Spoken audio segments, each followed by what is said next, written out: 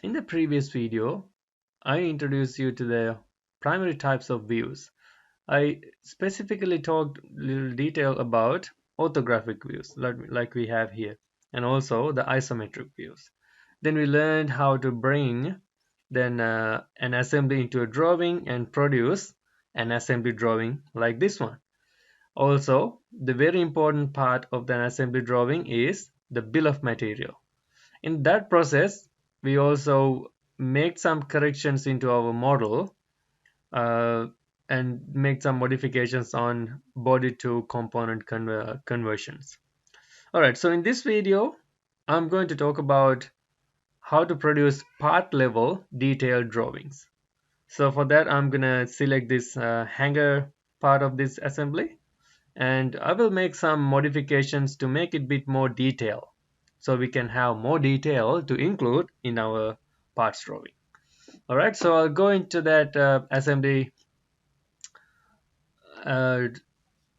drawing here.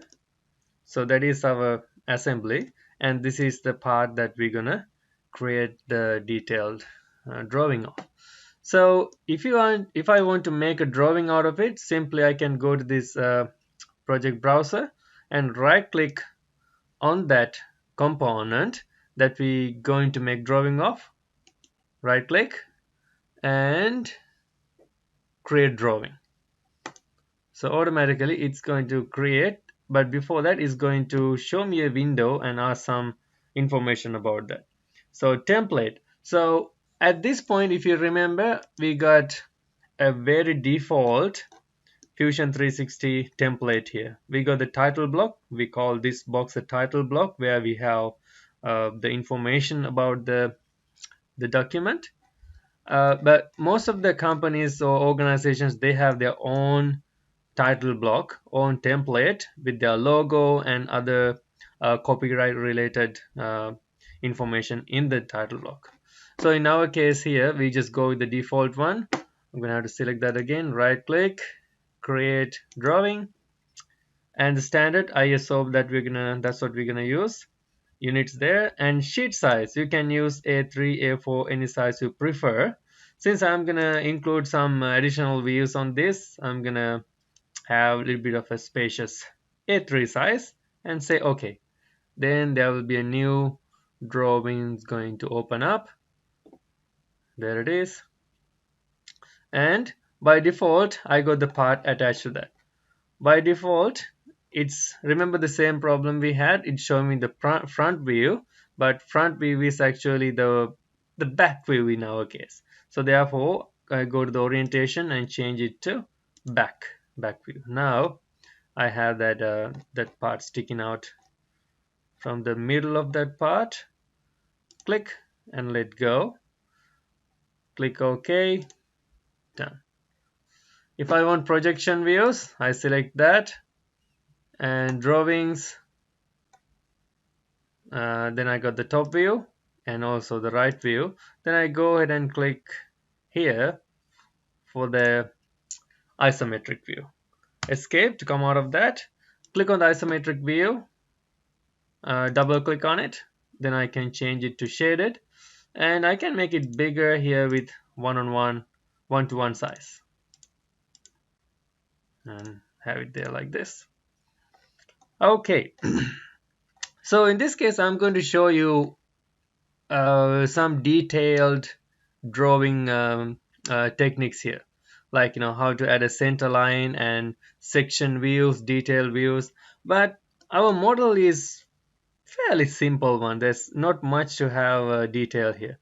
So what I'm going to do, I'll go ahead and go to this model and add more features into that this particular base plate. That will also be a revision for you, what we covered so far, adding fillets and adding cuts and things. Okay, so let's get to that. That will hopefully reinforce the things we learned so far. Alright, so let's start it off by isolating this hanger component. So you can see down here I got the timeline for the entire assembly, including all the components here. So as I told you before, I can turn on individual components I have designed inside this master file using this radio button. So I got hammer and also the hanger designed inside here. Other components are imported. So I just simply click on the hanger radio button. Now notice what happened to the timeline here. There you go. Just showing me uh, the processes, the features we have included only for this hanger part. But still, the other components are like slightly visible. You can turn them off by simply clicking on this hide button. Hide hammerhead and all the other bolts. There you go. So now we got this hanger part. The two reasons I decided to do this detailed part design with this component is, number one, it is a parametric model. So all the features I have, all the shapes here got properly defined dimensions. The other thing is, you have seen how this part progressed so far and the changes I'm going to make right now. So that will give you a better, familiarity, when you come to the step we are adding dimensions inside the drawing area. All right, so let's add some more complex details into this model now. Let's start off with some fillets here. So these corners seem to be a bit too edgy, so I'll go fillet, or you can always click on right click and press pull. Either way is fine. Go fillet here and select multiple edges. Fillet, okay. Click and also click, click. Push it in or type a number, either way is fine. I think number 5, okay, number 10 should be reasonable enough. And also let's add a fillet to this joint as well. So notice fillet is not just removing material, it also can be adding material as well. For that one, I'm going to add material. That's it, there you go. Pull in. Maybe, yeah, around 3 sounds good. Just say okay. There you go. So I got one fillet feature with multiple fillets here. So this will indicate a welding joint, a weld or something. All right, so let's add some features into this this model. So it's going to be like somewhat drawing worthy. All right, so in the sides, I'm going to have some circular cuts, and for the top and bottom, I'll add a like a slot kind of a cut. Okay, so you know how to do a extrude and a cut, right? So we're going to start with a sketch. Simply click on the sketch, then it will ask me to select a plane or a face. So I'm going to select this face right now, then it's going to align it nicely. And so the importance of doing this lesson here, you're going to learn some tips and tricks as well. Okay, so I'm going to find the center point here, because that I want that circular cut, the half circle, half moon, start with the very center of this length. Notice what's going to happen when I move along this line. Notice where the mouse pointer is, and there it is. Did you notice that triangle? Let me try this white side here. Go along this one and the triangle. So the triangle indicates that is the center, that's the midpoint of this line. That's a midpoint snap, okay? And I click and draw the circle. Let me give the radius of 25. Enter. All right, so that's a cut. That's a sketch for the cut. Finish sketch. Right click on it. Press pull. Select that one. Oh, sorry, need to be the other one. Escape. Right click again. Press pull. Click on the inside one. There it is. Push inwards. That's a cut. Okay, we made a cut there. And I think, oh no, so I don't have those. Oh yeah, I got the construction planes here. So activate them back so we can use them to mirror across. All right, so I go select mirror features and select this one, the cut that we newly made, and the mirror plane is, oh, there you go. For the longer side, I'll do a blind slot cut. So that means it's not going all the way through, it's going the depth wise or specified distance. I'll show you what I mean. Go to slot, and I go to center point slot because I got the center point reference here. Select the center, then I go decent amount, yeah, 20, maybe 15 sounds good. Then another 20 and enter. Okay, so finish sketch. So what I'm going to do, when I do the extrude cut here, I'm not going to go all the way down, I mean all the way through. Select this thing, not the wrong selection. I click press pull. Make sure you select the right object. There it is. Go down, then give the dimension maybe, yeah, 5. Sorry, -5. There it is. Say OK. I made like a slotty cut, but it's not going all the way through until to a certain distance. And we can mirror that. I go to mirror, object to mirror that cut, and mirror across that middle horizontal plane, and that's the piece done. Okay, so quickly I'll do another like a cut in the back of it as well. There I'll do a center rectangle. Center rectangle, I find the, because it easily helps me to find the very center of it. Okay, maybe 25, no, that. Tab 40. Okay, and also I'm gonna do a, so I haven't done the fillet in the sketch before, so this is how we do this fillet in the sketch.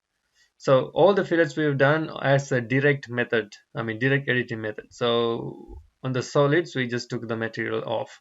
Also we can add the fillets in the drawing as well. Just simply click on that fillet button and click on the lines that you want to fillet off, and you can give the dimensions. I think 5 is okay for me. Click and click. It will pop up the warnings here, because as soon as when I click on that, I'm sort of destroying that perpendicular constraint. That's why. So you can ignore that constraint warnings there. Finish sketch. Same thing as last time. I right click on that, press pull, and select that. It's already selected. No. Select that. Push down slightly. Not going all the way down. Yeah, maybe -4.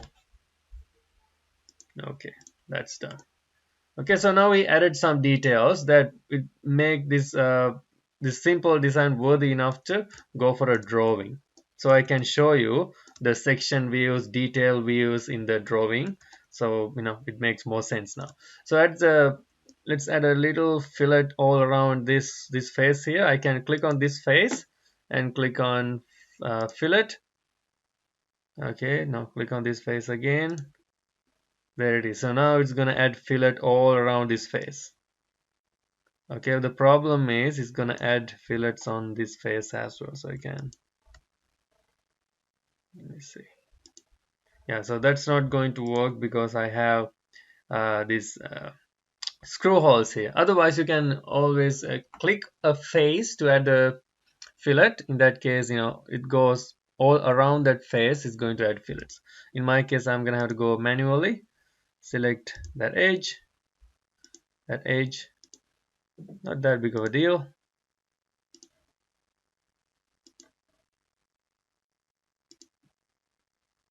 Done. And also I'll add these edges as well.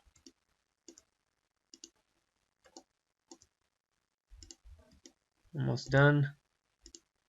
Okay, can add fillets now, maybe 3. Too much, 2, and say okay. Alright, so I can go to shaded, and that's a pretty fancy item just to hang a hammer, something that a simple nail could do. But you get the idea. We just want to do something to get more experience on CAD modeling. That is why we did this one. Okay, all right. What I'm going to do, I'm going to save this one now. Save it. Details. You say okay. Now it's saving. When we save that, go to assembly drawing. It's going to say got some things happening here, something updated, and I click on that. The assembly is updating, taking some time. There you go, and boom. Got pretty fancy, and I got some issues here with the dimensions. No problem. I will sort that out later. Now the main important is going into here and make that detailed drawing. Okay, here I got the older version. Click on that link update, and it's going to update. There it is. Okay, so now I got some details here. Okay, so you can always, so now I see this still seem to be pretty small for the A3 sheet. We could have selected A4, but I can make this one double click and make these ones 1 to 1, 1 to 1. Then notice all of them tend to be automatically become 1 to 1 because they are projection views. Click on them and just spread them across a bit, bring them down. So when you make your drawing as well, just spread them out evenly throughout the document so they're nicely distributed. Okay, so quickly let's add some basic dimensions. Can go align dimensions, click and click 85 and click 100, and you can have click and I should have selected linear, not the aligned. See, this is a problem I'm going to have. Should say linear dimension. Find the tallest point.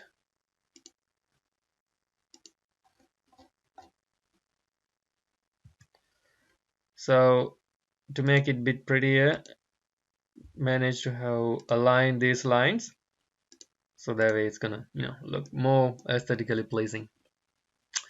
Okay, then the detailed views. So that is the whole reason I was adding all these views. Okay, so instead, so you can see that this top view and the side view pretty much says the same thing, except these other details we have in the middle. It's just pretty much doing the same thing. So what I'm going to do, I'm going to replace the side view with a section view. What do I mean by a section view is, I'm just going to cut this one from the middle or anywhere. Just for now, assume that's from the middle. I'm going to cut this one and take one side out, and I'm going to look at the cut like this. So section view, click on that. Then I can select. Okay, so this is the view. Then can get some guidance here. Go down, click, and click and press enter. There it is. Now that is the section view. So basically I just cut along this line and I just looking from that angle. I can place it here and you can decide what's the view you like. Usually we have it, yeah, visible edges. Just say okay. And this is how the section view look like in a drawing. So it got a special kind of this 45-degree angled line shading here that indicates that is a cut of a solid object. So that's what it means. So you can always add dimensions here in a section view as well to show the dimensions of this internal component, such as this gap right here. So you can go to dimensions and linear, click on these two edges like that. Okay, so yeah, I got these labels here, A to A. I got a 1-to-1 scale here. So in the main view where we did the cut, it just showing you this symbol, showing you that is where the cut occurred. Okay, all right, so let's add some more dimensions here. I got these circles. So usually these circular cuts, we add this thing called geometry, the center mark. So that gives an indication. Click on this. So that is a perfect circle, and it's a hole made for a bolt or something. And if you look at that same exact hole from a side view like this, imagine I'm trying to add dimensions, linear, the gap between the center points of these holes. What I'm going to do for this one, we're gonna use something called the center line. So this is basically the side view of this center mark. So you got a hole that made for a bolt or something. When you look from the top view, we got the center mark, which is we did here. But when you look from the side, we're using the center lines. So center line activated. Now we need to click on the line, first line and the second line, second edge. Notice the instructions there. Then now we have the center line. Click and click. Center line. So now we can simply go to dimensions and you can simply click, press letter D in the keyboard and activate that. Click and click. 70 mil. Okay, so try not to duplicate the dimensions. Example, if you add 70 there, you don't need to do the same thing here. Click and click 70 because it's the same thing.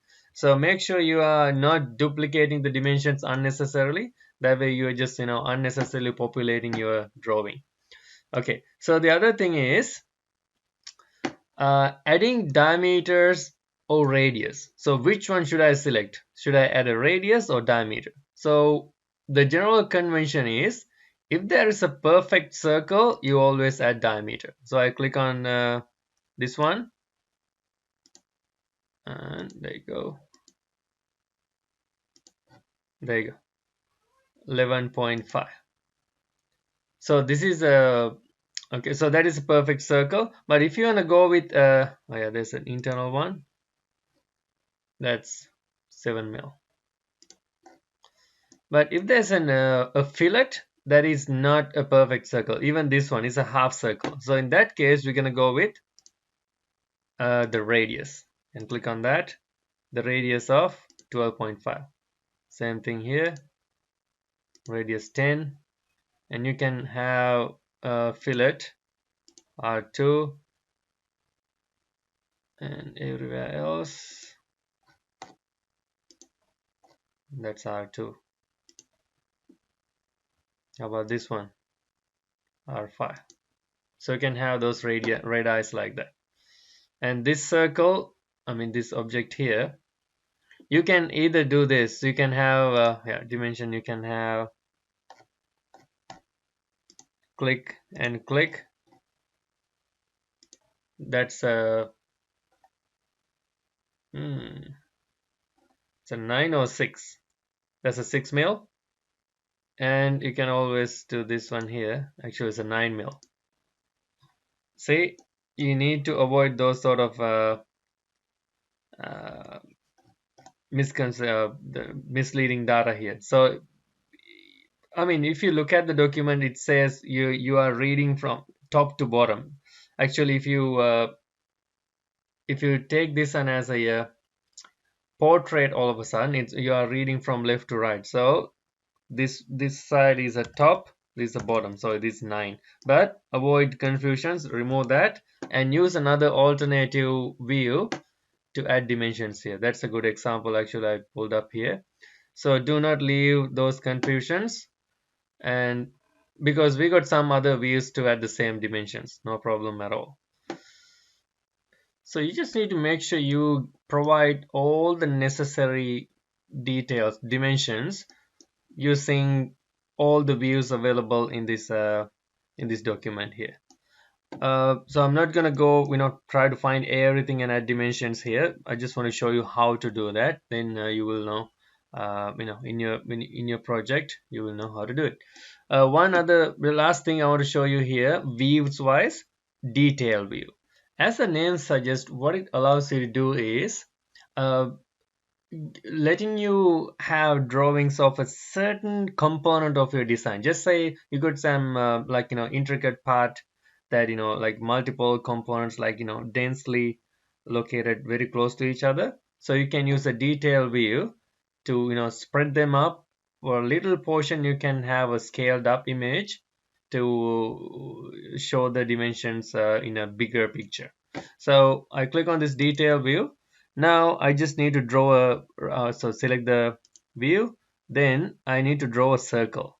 So doesn't matter where uh, where you start the circle is, how far you're gonna go, that's what matters here. But don't make so try to have the origin of the circle pretty close to the area you want to capture. What do I mean by that? This. So my goal is capturing this region here. So I start my circle around somewhere here and keep going. Okay, that should be good. Click, and now we decide where to place with a click and say okay. All right, so now I got a detailed view.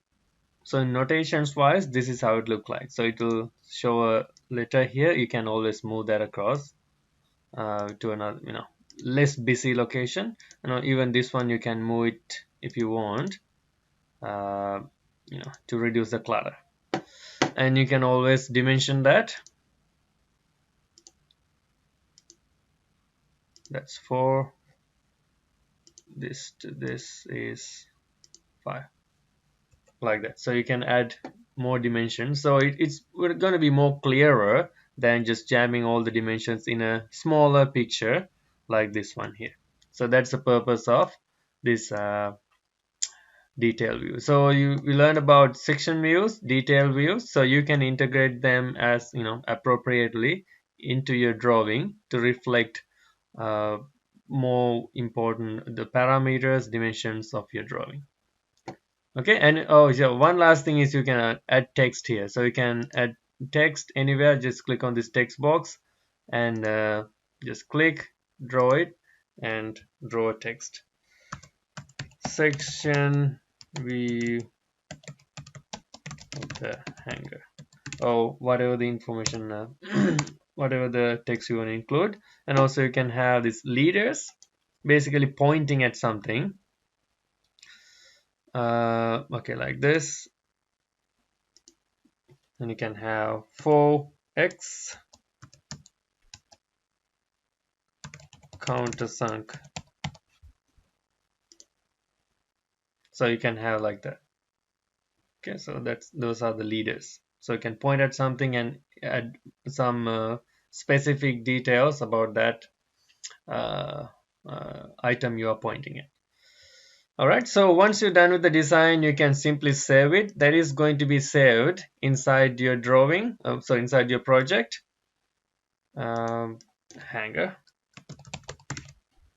Hanger drawing.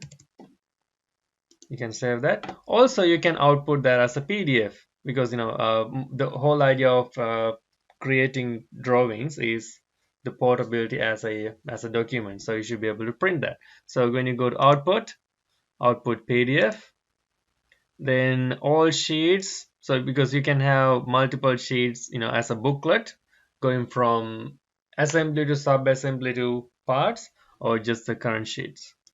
Current sheet, open PDF. Okay, now it's gonna get saved as a PDF, and hammer drawing, save. So when you go to that location, yeah, there you go. It's automatically opened that up. So I didn't bother filling up my title block, but I think I showed in the previous one. You can just go in there, double click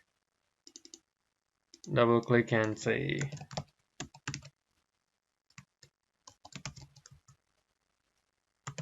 input your data. Okay. All right. So that concludes our lesson about drawings. So if you got more questions, you can contact me through your teacher. I got one more video coming up about rendering. So what rendering's doing? Uh, it allows you to output photorealistic images of your design, your concept.